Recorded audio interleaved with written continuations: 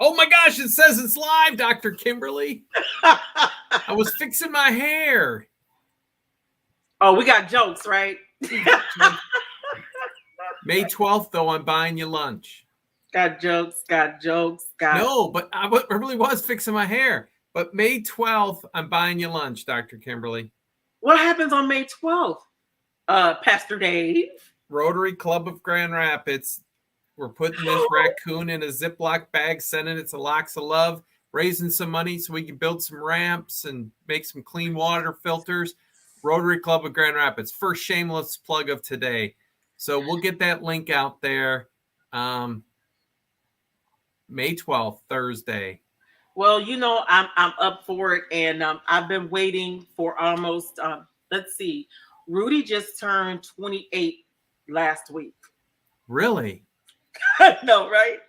So I know I have been waiting at least 11 years just to, you know, get a little piece of the lock, you know, because I just want to do like this.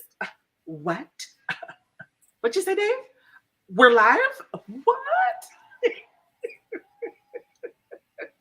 That's all I want to do. I just want to do that right there.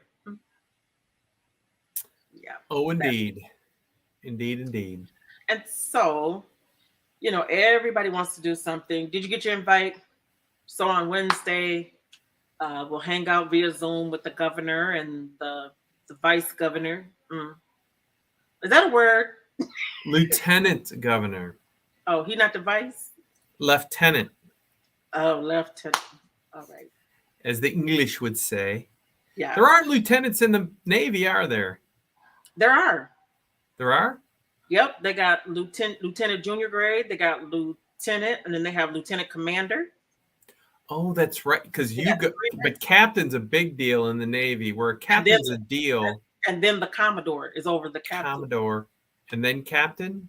Nope. It's captain and then commodore. Oh, commodore. And then admiral. That's it. Admiral. 1, 2, 3, 4 stars. I was just happen to be a petty officer. Emphasis on the petty.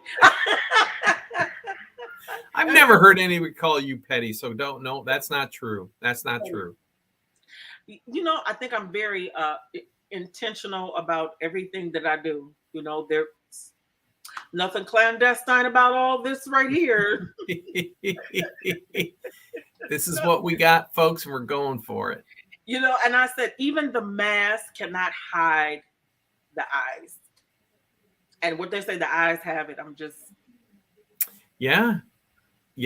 So expressive. I was told also, you know, you need to work on your face. I said, excuse me? Yeah, you're just, you know, just too expressive. So I said, do you know what I do for a living? My job is to call people to action.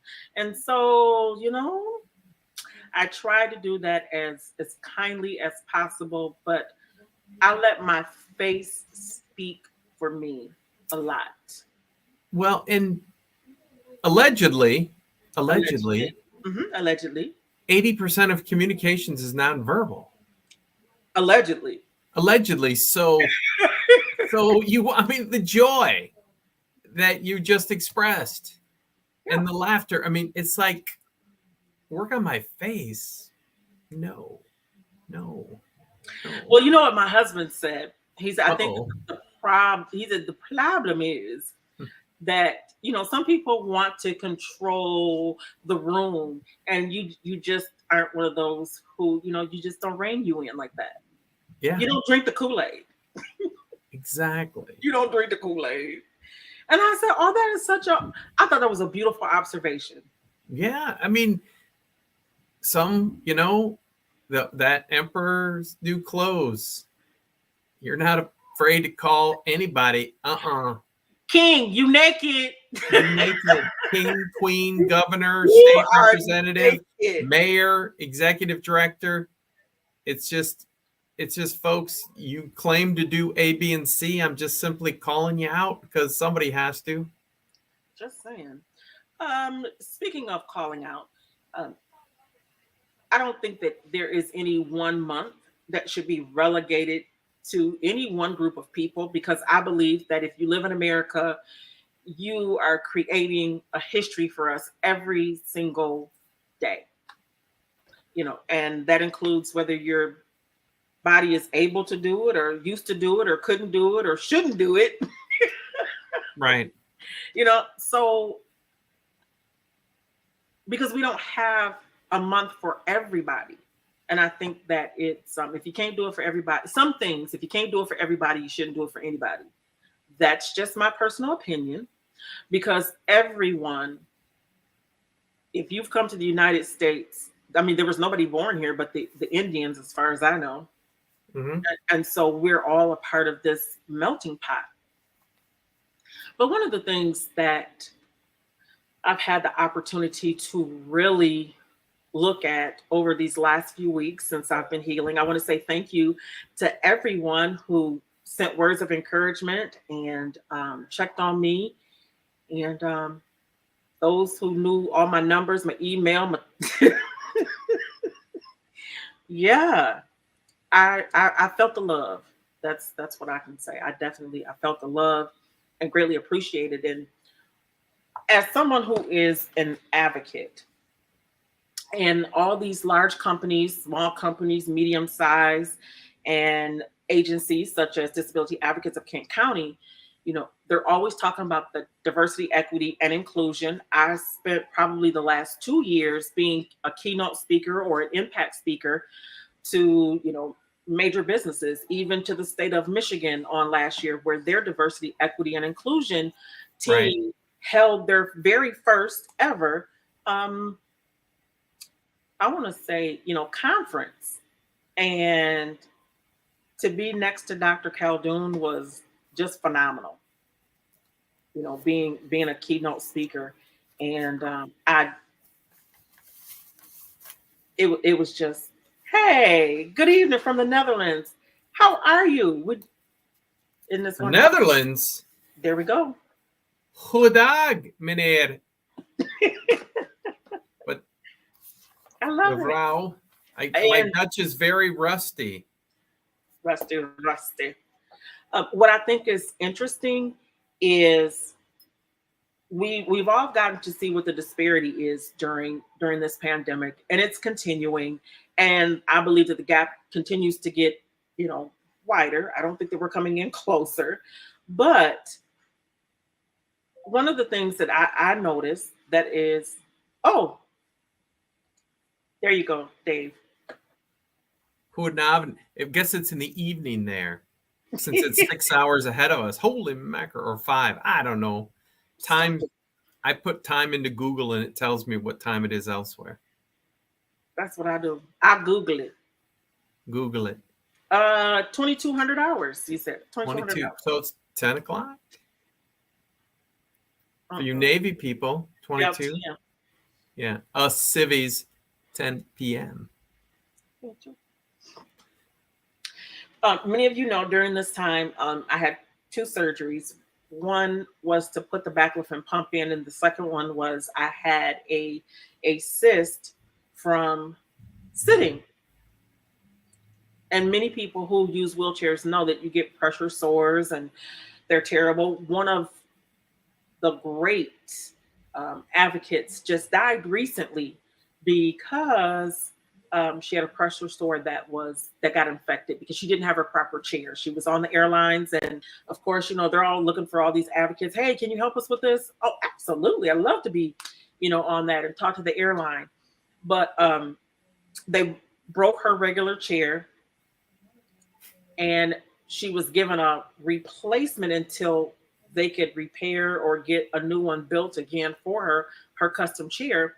Excuse me. And her pressure sores got infected, and she ended up, dying. You become sepsis. So, it was pretty serious to get that cut out, and to have it happen within 2 weeks of a major surgery was just a lot. So I want to say thank you to everybody and your patience with us as we have been giving everybody an opportunity to catch up. If you have not seen Rolling on the Road, to just kind of catch up, and some of our best episodes that we had out there are still relevant. Unfortunately, folks, they're still relevant because, as Dr. Kimberly was saying, We're working on it. And, too many people like to say, oh, I can't wait to get back to normal. And it's like, man, I hope we don't go back to normal, at least what we used to define as normal. Yeah. Which leads me into, as I was researching about the baclofen pump, I thought it was interesting that Medtronic, who is the company that makes this pump, they bragged about how they had all of this diversity, equity, and inclusion when it comes to their staffing. But when I looked at those who were receiving their product, I saw very few persons of color that they were either featuring or that had received it. I mean, I was scouring, looking for someone, to talk about their real life experience and how long does it take. I know what they say on the paper over here, but everybody's situation is different. And then we're in the middle of a pandemic as well. And how many people who have not been able to get medical care that they needed prior to. So, I mean, I had a lot of questions. And I noticed that there were not people of color. And I just thought that was really interesting. And so this question is I want you to put your executive director hat on as an executive director of a Center for Independent Living. Here, we're in Michigan. We have 14 of them. And Dave just happens to be the executive director of Disability Advocates of Kent County, which it services the largest population, for the state of Michigan. And how have you, and actually this has kind of been the impetus for the show, is how have you been able to reach outside of the box and to reach the other DIS community? Because there are 1,683 words that begin with that prefix dis. So it's not just attached to someone's ability or inability, but it is attached to distrust, disenfranchised, displacement. Yeah. And what we have found as we have traveled around to more than 160 cities, like today, we have a viewer from the Netherlands. We had one show where we were talking in real time to someone we were in Nigeria. Kenya. We were in Kenya, and we were talking in real time. And we know in Kenya, people are of color there, and talking about the disparity for persons with disabilities there in Kenya and how they could get, the help or even have a Center for Independent Living like Disability Advocates of Kent County. Yep. So I guess, my question is, if you provide a service, how do you make sure, because I think that you've done an excellent job with your diversity, equity, and inclusion as it relates to your staffing. You have persons of different color. You have persons of varied disabilities between physical and whether it's speech or visual or those things that we may not find apparent as a disability. I think that you've done well. There's always room for improvement. Well, yeah. How do you, and because you offer a service, how do you make sure that the persons who receive your service, that population is just as diverse as your staff? Well, I mean, the biggest word that I will use is intentionality. Mm-hmm. It has to be intentional. That these are statistics. This isn't bragging. These are statistics.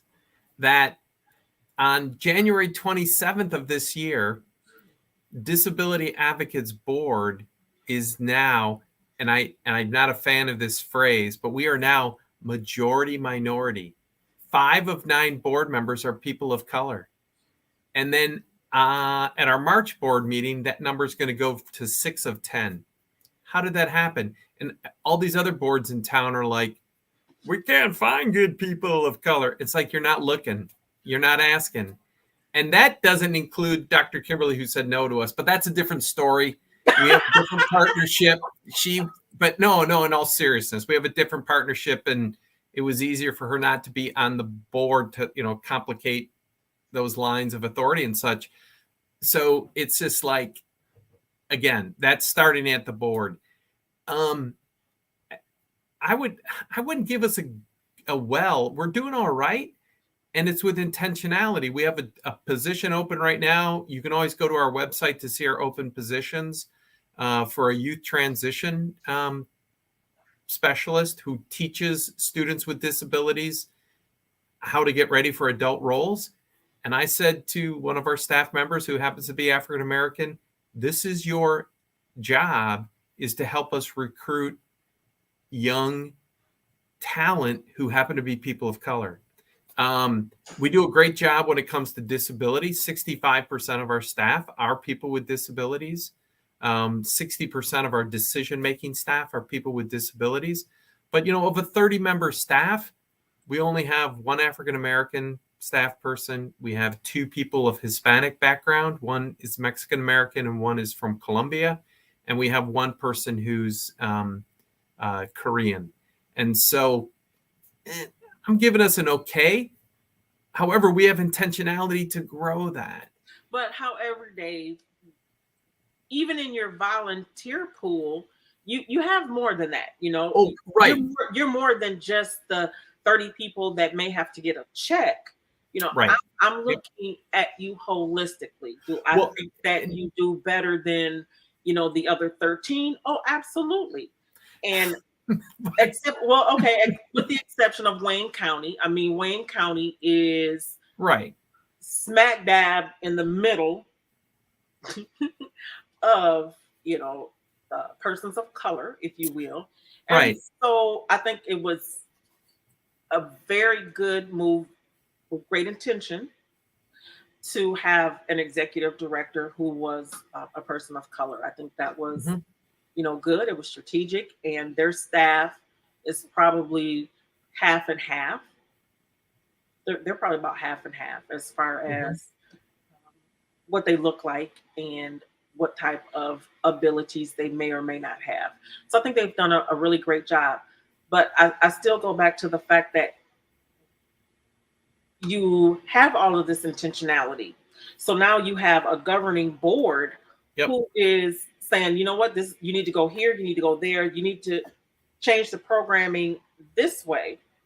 And I think that's really good. So now it's going to change what your customers or your consumers of your services is going to look like, because you have someone who is intentional about, hey, you know what, we haven't gone and made a presentation over here. What does that look like? Just before COVID, I don't know if anybody watching's heard of COVID, but just before COVID and the pandemic, we started a process to have a staff person at the NAACP office. And we were going to start once a month with the hope to get to once every other week, once a week. And then we go from there, where in our new offices, we're working on finalizing the midday transit service, but we're right on, just the end of the Silver Line. Take the 10 route. You can get to our office if you're on public transportation or Go Bus. Easy to find. Go down South Division on 68th Street. Even with that, we still want to be present in the community. And how are we present? Second shameless plug, Disability Awareness Day, Friday, March 11th. I can't remember who's on one or two of the panels. Could be a doctor I know. Might be. We want to say thank you so much to our friend all the way from the Netherlands.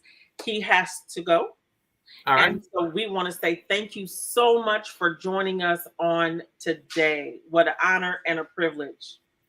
And so Disability Awareness Day, Friday, March 11th. Head to our website for registration materials or what registration site.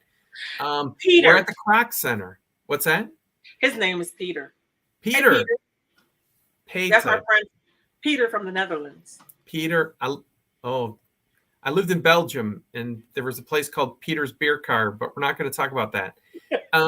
But anyways, Friday, March 11th at the Kroc Center. again, on South Division, on the Silver Line, on the one route, that it's for folks, that opportunity to find us.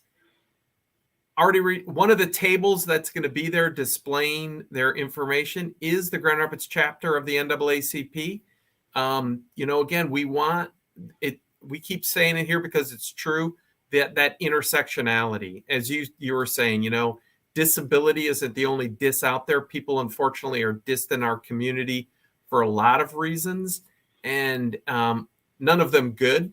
However, it's that kind of intentionality and getting the word out. From a pure service statistic perspective, about 20, like low 20, 22, 23% of the people we work with are people who happen to be African American. So that's higher statistically than folks in our county. I think in our county it's like 8 or 9%.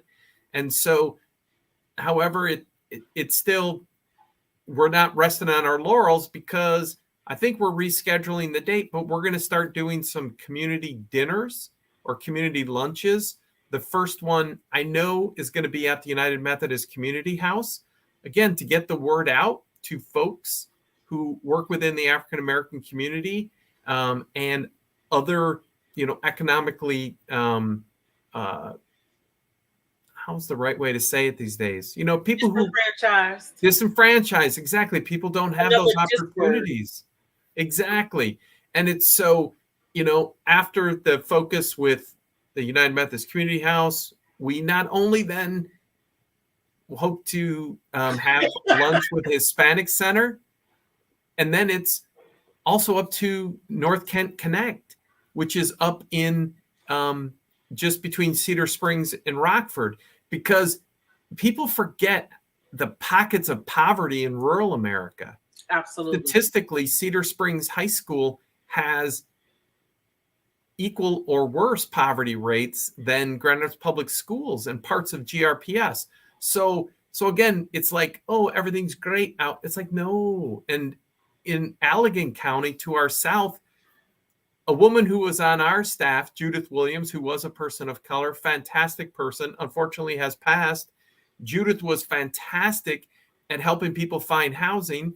She took a job working for Allegan County, and her job, I'm not making this up, folks, her job was to go out and find people who are camping. Like, I'm not talking glamping. I'm talking people who are permanently camping out in, like, when you see out in farm fields, the wood lots. So there might be like a 5 or a 10 acre hunk of woods that are not plowed under.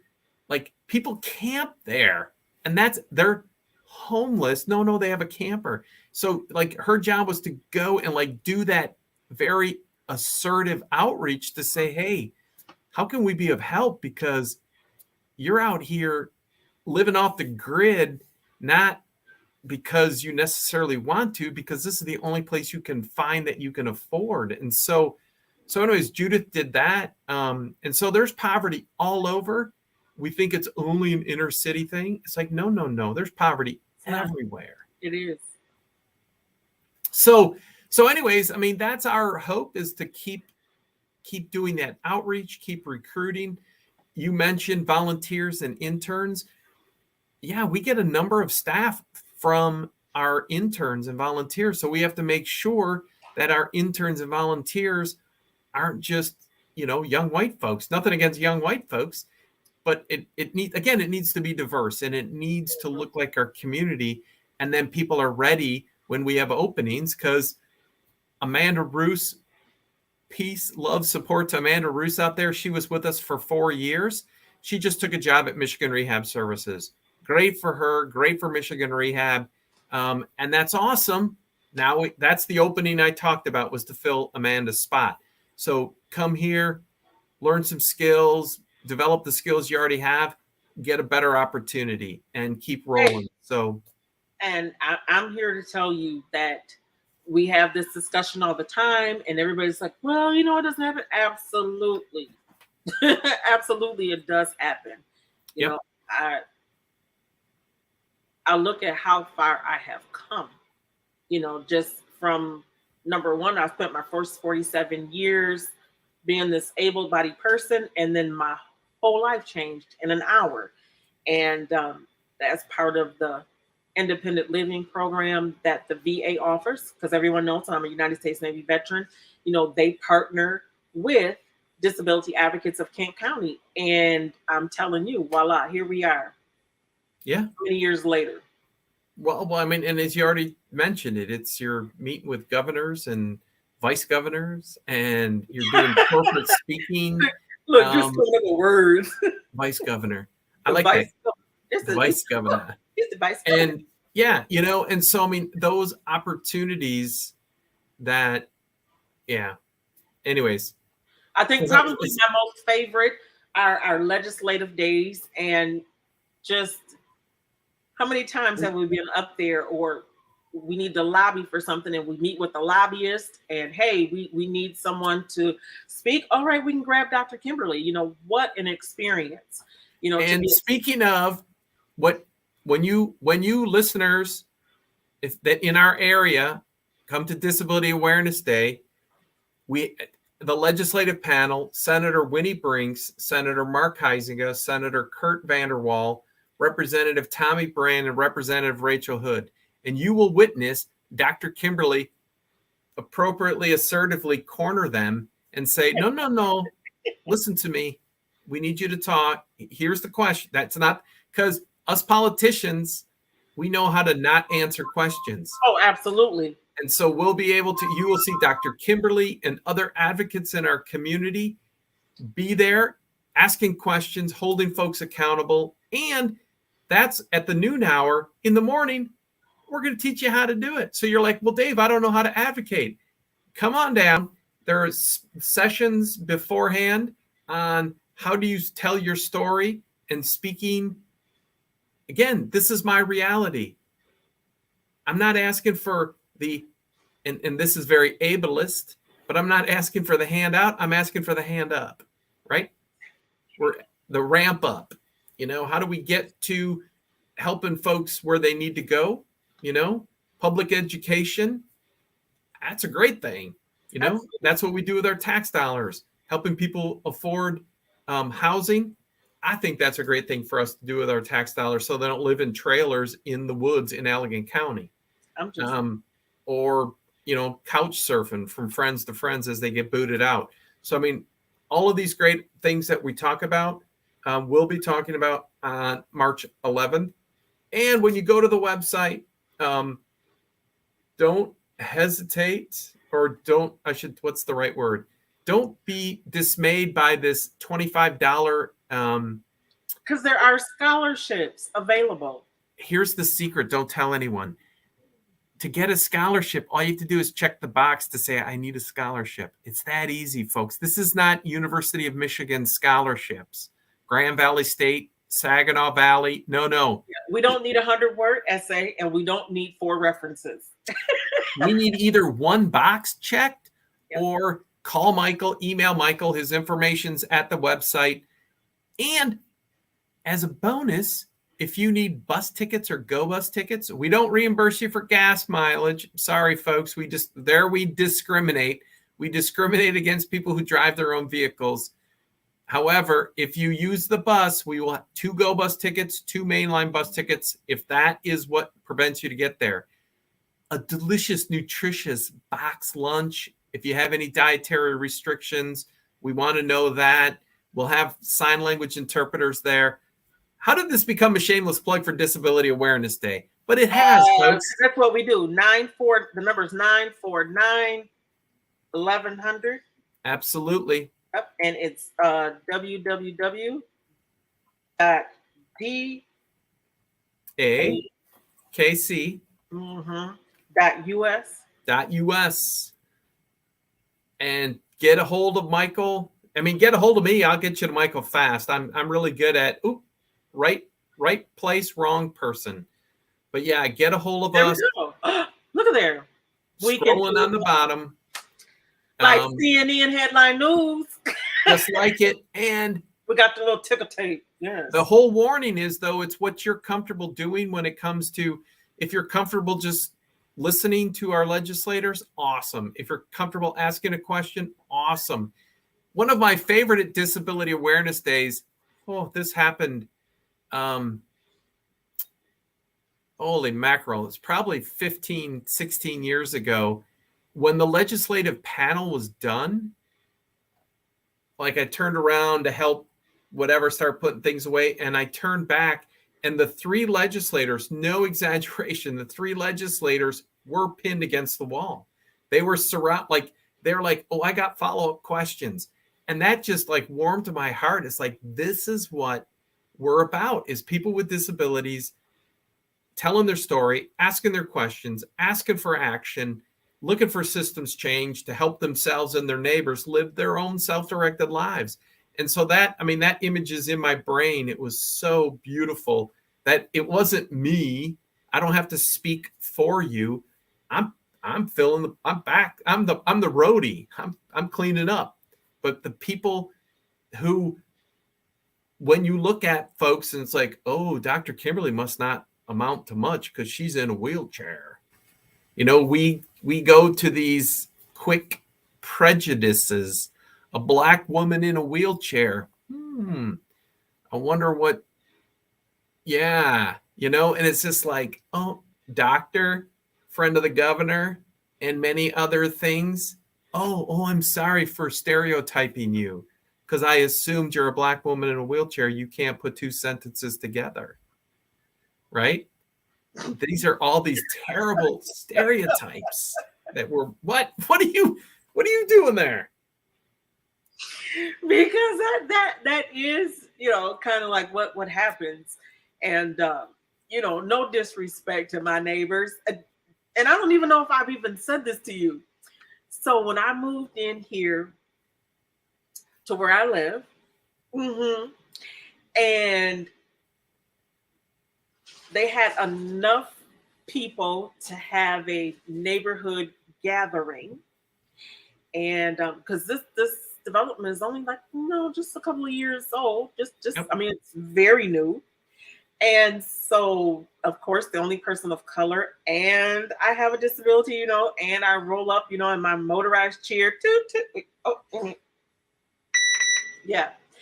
And so, well, who are you? Well, where do you live? Where did you come from? The realtor says, well, she just bought the unit right here, said the number, and they were like, oh, so how did you get here? And before I could say anything, because we came here from, was it Ada, Forest Hills, something like that? Really? And we have a granddaughter that has a disability as well. Guess whose home they purchased? Cameron Young. Really? Yes. Nice. So I said, do you know that? Oh yes, they have this business, and I was like, I said, we happen to be really good friends, and their son's name is such and such, such and such, such and such. And I said, and this is how he ended up in the wheelchair. They were like, oh, what? You know them? Yes, I do. And then the realtor says, yeah, hold on. So she pulls up her phone. She pulls out her phone and says, yeah, you don't happen to know that her name is Dr. Kimberly. And here she is with the governor, they're on stage. I think that's the MDOT director. And I believe they were at the Detroit, auto show. And oh my God, what? That's the... And then the rest of the party, she wanted to be behind. Go away. Just, sometimes you don't even have to do your own bidding. That there are others that know of you or know who you are. And I guess, when do we get to the point where we don't do that? Well, and I'm going to say, were they, in 1 second, I've got to do my executive director duty and go sign the document that's got to get out the mail today. But more importantly, did the realtor, was she saying to this person, hey, quick, I'm going to step in here because you're really going to embarrass yourself. And that was it, because when she said, so I guess you've never met Dr. Kimberly. And she said, who? What? Yeah. And this is who she is, and this is what she does. And, we're just excited to have her here. And I just was like, wow. Oh, Dr. Kimberly just disappeared. So I was going to step out and sign something, but since I'm the only one here, I've got to keep talking. So hopefully Dr. Kimberly returns soon. So back to the shameless plug. And there we go. You see the phone. Oh, Yeah. Here we go. Because Yeah. I'm going to quick go sign something. So now you left me hanging. So now I'm going to leave you hanging. I'll be right back. Oh, look there. He's got his mask on. Still COVID time. It really is. So we want to say thank you so much for tuning in to Rolling on the Road with Dr. Kimberly and Dave. Yes, it has been a minute. We want to say thank you again so much to all of you who got an opportunity. If you hadn't seen the show, catch up with us and see what we were all about. And if you are an avid watcher, maybe there were some shows that you had missed. So I'm so glad that you had an opportunity to watch us. Yay, yeah. We have this one. I'm looking to see.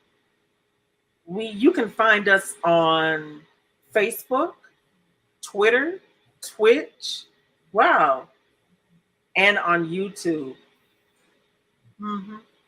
We come on 4:00 Eastern Standard Time, and we are live. So we want to thank you for all you who have been tuning in and watching our previously recorded show. But we are back. We are back live. Dave just had to run out of the office real quick and go sign some paperwork. So we're going to go and look and see. Let's see who's tuned in today. We want to say thank you so much to Peter, who joined us all the way from the Netherlands today. Woohoo! Yes, our viewing audience. Everybody clap, clap, clap, clap, clap, clap, clap. For our friend Peter. I got my readers on here. Let's see what we got going on. We're gonna go and we're gonna see if we got some comments here. I got my readers on here. Wait a minute. Oh, guess what? What? My mom is watching. She said that I was beautiful and articulate. No surprise. Like, as they say, the apple doesn't fall too far from the tree. I got to tell two funny stories. One's like here, one's further away. But let's start with the further away. One of my favorite, Chris Rock, love him. One of his bits is he's talking about like this neighborhood in New Jersey outside of, on the Jersey side of New York City. And it's like Beyonce lives in one house and then next door is like a dentist, and so it's just like if you're Black, you have to be the top of the pile to afford to live in this neighborhood, but just any average white dentist can live here. And it was just kind of hilarious. Locally, Judge Logan, who was a fantastic judge. Oh my gosh. Are you going to tell his favorite story that he likes to tell? About mowing the lawn? Yes. And, so Judge Logan, who happened to be African-American, he's out mowing his lawn and he's a judge. He lives in a nice house and he's mowing the lawn. And this woman who, let's just say, wasn't African-American, happened to be a white woman, pulls into the driveway and says, Sir, you are doing such a good job. I would love to hire you to mow my lawn. What do the owners pay you? She said, how much do you charge? And what does it cost for you to do it? She said, well, the woman of the house, she let me sleep with her. She was like, what? It's like freaking out and she takes off because it's like, this is my house. This is my wife. But again, this idea that if you're a Black guy, and he was probably dressed shabbily because I'm sure he's not wearing his judicial robes when he's mowing his lawn. He's got his he's got his lawn care clothes on. And so he, it looks like. But my favorite is, so our condos face 68th Street. So as you're coming down, you're getting off that M6 area, 131. Yep. They got the big sign up and it says, starting at, which is pretty pricey. And so you're not outside. We got here like, I was gone a lot. I think we were doing a lot of stuff in Lansing, and then I left to go to Miss Wheelchair USA down in Ohio. So I really wasn't here a lot, that first few months. And when we finally, came home and just got settled, they're like, oh my goodness. So what do you do? So you know what that means. Like, how can you afford to live here? You have to know the language. And I came out there and I was just like, well, he used to be a dope dealer and I was, a queen of porn. And we just decided that we wanted to, invest our money and settle down. And so, yeah, we came here because, at the time there were like 3 cars because they were trying to figure out how do we have all of these cars. We got a Range Rover, an MG, and, a Chrysler. They're just like, wait, so who are these people? So I gave them what they was looking for. I just said, well, he's a retired drug dealer. I'm just a retired, porn star. And my husband and we're here enjoying our retirement in sleepy little Byron Center. That's all. We just saying. So, we got a little weed, got some videos, which I need. My husband said, get in the house and you can't come back outside. I said, what I do wrong? I don't get it. Oh, life is too funny. What you want me to say? But we do, we have, oh, Lord have mercy. I couldn't resist. I couldn't. Well, again, I'm a comedian at heart. And you are, and we need to knock down these myths, fears, and stereotypes with humor, with seriousness, with poetry, with song, whatever it takes, because folks, the keeping people out is just really not the American way and what we profess, and we keep doing it for no good reason. So we're going to keep rocking it. Dr. Kimberly, as I forewarned you, I have to leave in a few minutes here to go on to another wacky meeting. But I'm going to say it. You're looking good in the sense that you look rested. I am. Even 2 weeks ago when I was on for the first, were you on the air last week? No, but 2 weeks ago when we started off 2022, after our hiatus, you were still looking a little, but now a little in recovery. Still in recovery. So now you're ready to roll. And I am fired up to, unfortunately, 2 years anniversary of COVID is but a month away and still got issues to work on. So I'm looking forward to bringing back some of our favorite guests, Dr. Carla Black from the health department. I know. It's amazing that we've all become, friends and neighbors now, and we all talk on a regular basis. And it's like, wow, hey girl. And we need to get the funniest joke that she was saying. She was in a meeting. We were just talking about this a couple of weeks ago. She said she was in a meeting, and boy, did my co-friend, say something really, really stupid, and you're a doctor. I said, what, girl? You was in a room of learned doctors and they said something stupid.